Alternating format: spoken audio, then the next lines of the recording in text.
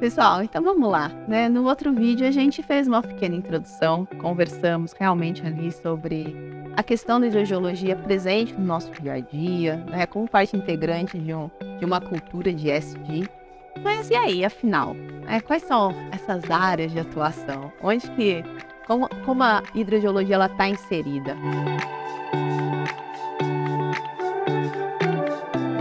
É uma área que atua para atendimento de demandas diversas, né, muito voltada para o setor econômico, né, mineração, que é o que a gente tem sempre comentado e conversado. Mas vem desde o pequeno usuário. Né? A hidrogeologia também está aqui, né, para atender a sociedade, para atender aquele pequeno fazendeiro, o proprietário do imóvel, de um condomínio, aquele que às vezes não é abastecido pelo concessionário de água. Então, acho que podemos começar assim, o que atende ali o consumidor pessoal, né? O CPF. Então, assim, tudo que a gente parte dentro daquele conceito lá de abundância e escassez de água. Né? Dentro da escassez, água, o quanto de água tem disponível para suprir a necessidade, seja desse fazendeiro, de uma grande indústria, um grande empreendimento. Isso a gente começa com a fase de prospecção, né? Uma pesquisa de água subterrânea. Né? O que é? A gente usa dessas técnicas, né, que falamos para aumentar uma assertividade da alocação de um poço tubular. Né? Um poço tubular produzir, bombear água subterrânea e trazer para as devidas necessidades. Então, trabalhamos com essa pesquisa, né, essa prospecção para uma locação de um poço, para aumentar a assertividade de sucesso desse poço, porque muitas vezes você tem poço, isso depende muito do ambiente geológico que a gente está falando, mas você tem poço em uma rocha que não atende às necessidades e outra que supera as necessidades, né, muitas vezes muito próximo, né, do ambiente geológico, às vezes é o mesmo, mas ele é heterogêneo, então se for um poço que dá uma quantidade boa de água e o outro muito próximo está seco. Então, assim, a gente entra com o que a gente vai fazer? Acontece. Os vizinhos, né? O pessoal acha que é muito fácil a gente ver, assim, a gente vê outdoor, né? A gente vê propaganda, assim, de empresa de perfuração de poço artesiano. E a gente acha que basta contratar a empresa de perfuração, que ela vai chegar. E o pessoal também tem muita mania de fazer isso, né? Assim, onde que a gente vai instalar o poço? Bicho, instala do lado aqui da caixa d'água, fica do lado da minha casa. Isso não necessariamente é a melhor posição, né? A gente pode ter a questão prática, mas tem uma questão técnica, assim. Então não é só contratar uma empresa de perfuração. Eu falo assim, bicho, fura aqui que aqui vai dar, porque o meu vizinho furou do lado da caixa d'água dele e deu água. Por que do lado da minha caixa d'água não vai dar água? Tem conhecimento associado. Ou contratar o senhorzinho da varinha lá, né? Da rádio varinha. E sempre fala, nós vamos pagar isso para vocês fazerem, né? Doutores fazerem, né, a pesquisa de onde vai furar o poço, mas tem o tio, o que faz com aquela varinha lá? E sempre funciona. Sempre funciona. A água subterrânea existe em todo lugar, o aquífero existe em todo lugar, mas nem sempre ela está em condições de ser explotada. Né? Então, o que a gente usa dentro dessa, que é uma das atuações aí, mas, vamos dizer, próximo do público comum, é essa aí, os estudos de prospecção, né, para que você consiga direcionar a perfuração, né, acompanhar com toda a técnica e tal, para que possa explotar o recurso subterrâneo para atender aquelas necessidades, seja desse pequeno proprietário, quanto de grandes indústrias, grandes empreendimentos para a mineração. Né? Então, acho que começa daí.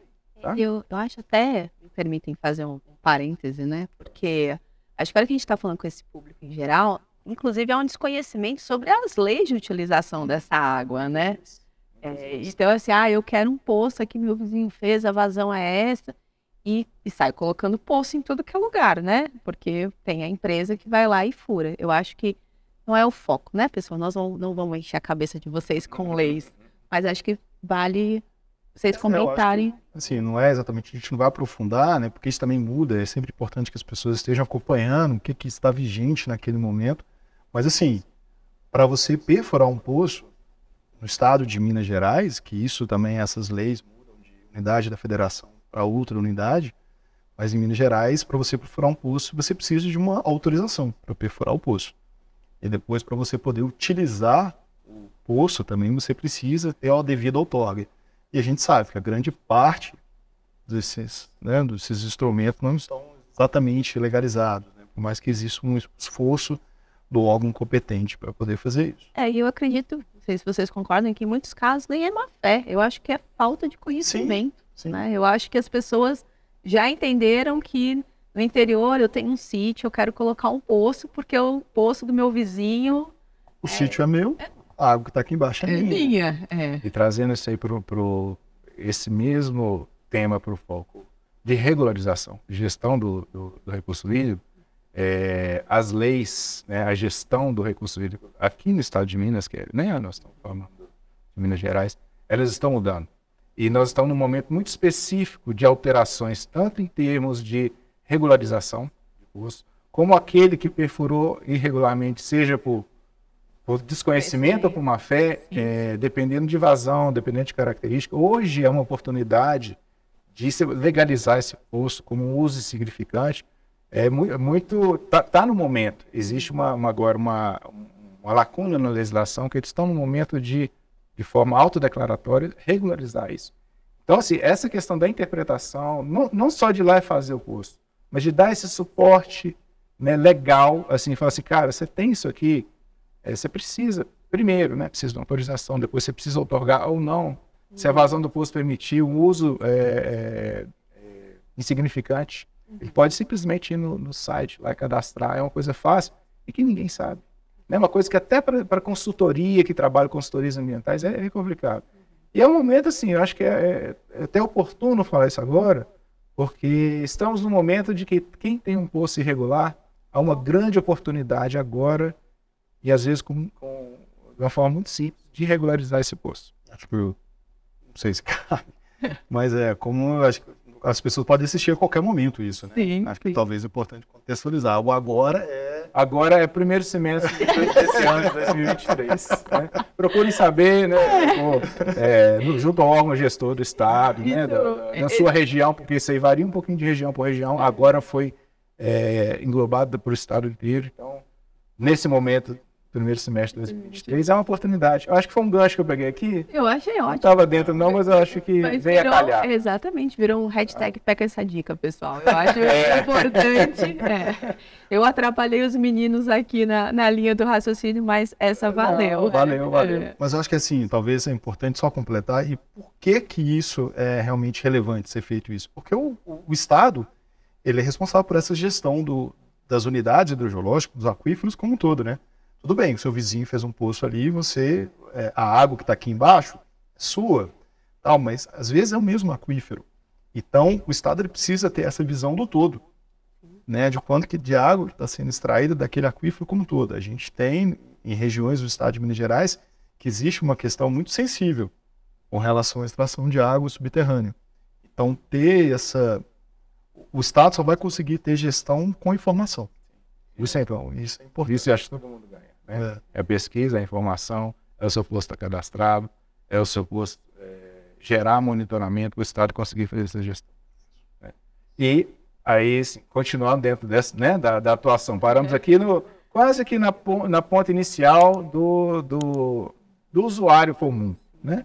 Aí a gente passa para perfurar um poço, para fornecer água, a gente faz o que chama de estudo de disponibilidade hídrica. Que é o quê? Eu tenho um empreendimento, né, eu quero implantar um empreendimento na região noroeste de Minas Gerais. Vou montar uma indústria, uma fábrica, uma mina, um agronegócio, né, uma fazenda. Uma fábrica de queijo. Isso, esses segmentos demandam muita água. Né? O setor agronegócio para irrigação demanda muita água. E muitas vezes, hoje a gente está vendo essa demanda chegando, né? Preciso saber se tem água ali.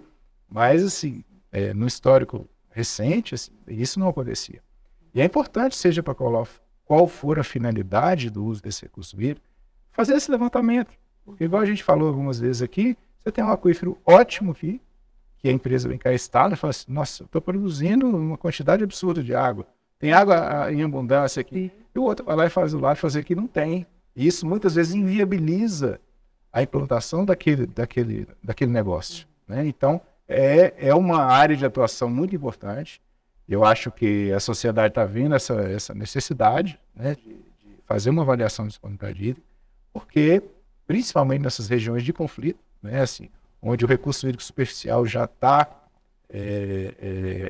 vamos dizer esgotando, não, mas assim, já existe um volume de captações muito grande, o recurso subterrâneo está aí. Né, o Breno citou o volume de água subterrânea, né, nossos aquíferos têm água, tem que saber usar de uma forma sustentável. Eles estão aí, mas tem que saber se naquela localidade tem para atendimento da finalidade deles. Essa é uma outra área de atuação. Dentro da mineração também tem muita frente de atuação. Né? A gente, hidrogeólogos, trabalhamos muito com a parte de desaguamento de mina. Desaguamento, rebaixamento de nível d'água, que é o que? Você tem, seja lá uma cava a céu aberto, seja uma galeria subterrânea, para o processo de lavra, de aprofundamento, não tem jeito de lavrar subterrâneo. Só se for submarino. Então, não tem jeito. Então precisa se retirar essa água daquele contexto e para que as operações de lavra, né, sigam a profundidade. Retirar, acompanhar, monitorar, né, potencialidade de impactos disso, muitas vezes retornar essa água para o meio ambiente e depois garantir, ao longo da vida útil, né, do descomissionamento da mina, que isso volte, nesse nível d'água, volte à sua condição inicial. Para esses aguamentos, nós trabalhamos com, fazemos toda a parte de projeto, né, de rebaixamento, de desaguamento, das estruturas, como que você feito o monitoramento. Então, isso é um carro-chefe muito grande da hidrogeologia. Assim. Grande parte da hidrogeologia, sobretudo aqui em Minas Gerais, está voltada para a mineração. Além disso, uma crescente atuação junto às outras disciplinas, né? Geotecnia, engenharia. Trabalha-se muito hoje com uma interface muito grande, que a gente sempre foi caixinhas separadas. A hidrogeologia está aqui, a geotecnia está aqui, a engenharia está aqui. E cada vez mais separado, né? Cada vez mais a gente vê a importância dessa integração. O produto é único, tem que atender a uma única finalidade e esse esforço comum que está crescendo, está engateando ainda, mas está começando, a gente já está vendo demandas nisso. Eu vou ter que te cortar, porque esse acho que é um momento que a gente deve comentar aqui nessa questão da integração. Toda vez que eu entro em qualquer disciplina que a gente conversa sobre integração, isso tem a ver com educação também, né, gente? Porque a gente aprende as coisas muito nas caixinhas. Sim. Vamos lembrar da nossa formação na faculdade, né? É petrologia ígnea, é petrologia metamórfica, é estrutural, é hidro. É como se as coisas não tivessem interfaces. E a gente vai para o mercado, a gente continua agindo no mercado como a gente cresceu, né? A gente aprendeu matemática na aula de matemática, português na aula de português. Eu não aprendi português na aula de matemática. Então, assim, a gente tem vícios, né, no nosso trabalho, nas empresas, são vícios que a gente carrega de formação, né? Então, educação, né? Entender a educação num contexto mais amplo, em que num negócio, num empreendimento, não combinei isso de falar com os meninos, eles falaram espontaneamente sobre essa questão da integração. É isso que faz o negócio acontecer, né? Não adianta você não pensar os seus resultados de hidrogeologia sem pensar nas questões da geotecnia, né? Nas questões do planejamento.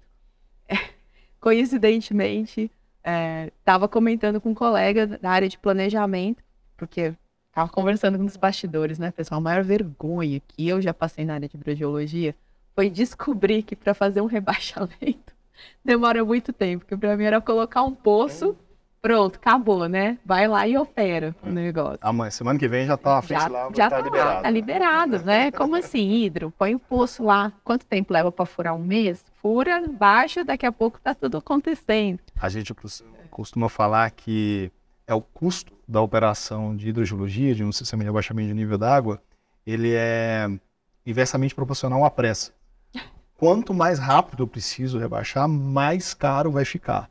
Então, tipo assim, é melhor você economizar tendo frente temporal para poder fazer isso aí do que fazer a coisa de forma atropelada. Né? Mas aí, de novo, a interface. A gente tem que entender as necessidades do negócio. O planejamento tem que, né, interfacear, a geologia tem que interfacear. Vocês acabaram de dizer que o que controla isso é rocha, né? É estrutura. Então, como que essas áreas elas estão atuando em parceria?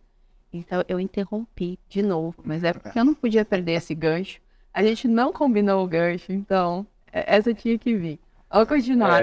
As caixinhas trabalhavam separadas, mas a demanda é única. A demanda é única. E cada vez mais, assim, se não tiver essa sinergia, o objetivo fica mais difícil de entender.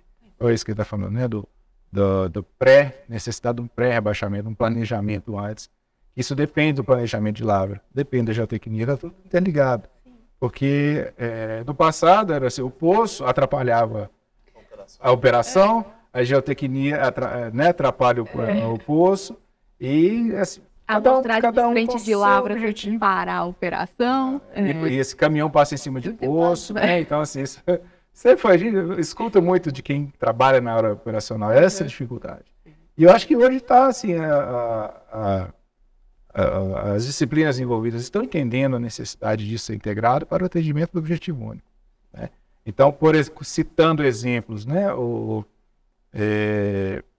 essa interação, principalmente com a geotecnia, né, as minerações estão com gerências ali sempre ligadas à geotecnia e hidrogeologia.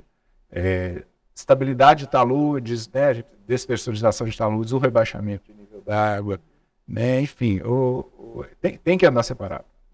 Andar junto. Não pode andar separado. Não pode andar separado. Então, essa é uma demanda muito grande, é uma frente de atuação muito grande, muito crescente, e a gente vê que essa coisa está mudando de uma forma positiva.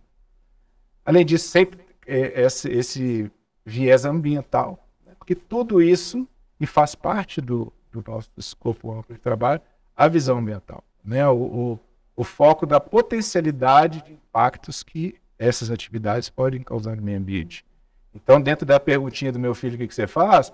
O papai está sempre um fiscal do meio ambiente ali, para cuidar do planeta, tá? Porque a gente tem que garantir a operação da mina, da indústria, seja lá qual for a atividade econômica, mas somos responsáveis o uso sustentável desse recurso. Então, isso está muito relacionado aí dentro desse universo do escopo de trabalho, né? Isso entra monitoramento ambiental, né, os programas de rede de monitoramento, a gestão, a mitigação, sempre com esse foco ambiental, né, de garantir tanto o uso múltiplo quanto do uso sustentável do recurso hídrico. Eu acho que é um pouco isso, assim, né? Tem um leque de atuação bastante extenso, assim. A gente vai pensando determinadas campos de atuação de hidrogeologia, mas a gente não pode perder de vista, a gente está falando de água, né? Então, sim, essa componente, a gente está falando especificamente de uma água que está ali naquele meio subterrâneo, mas ela tem essas diferentes atuações, né? Tomando o que o Matheus falou, seja em aumentar a disponibilidade, o uso do recurso, ou eventualmente ele pode ser um problema. Ele é um problema no talude, ele é um problema numa cava, então a gente precisa lidar disso. Vamos voltar, estudar, adquirir mais conhecimento para isso. Pessoal, então no vídeo de hoje a gente conversou bastante sobre áreas, né, de aplicação. Eu acho que se eu deixasse os meninos falando, eles iam ver que eles conseguem puxar ainda mais coisas, né? Eu consegui pensar em outras também, mas vamos continuar. Por hoje é só. Por hoje é só, pessoal. Isso é a Academia da Mineração. Obrigada.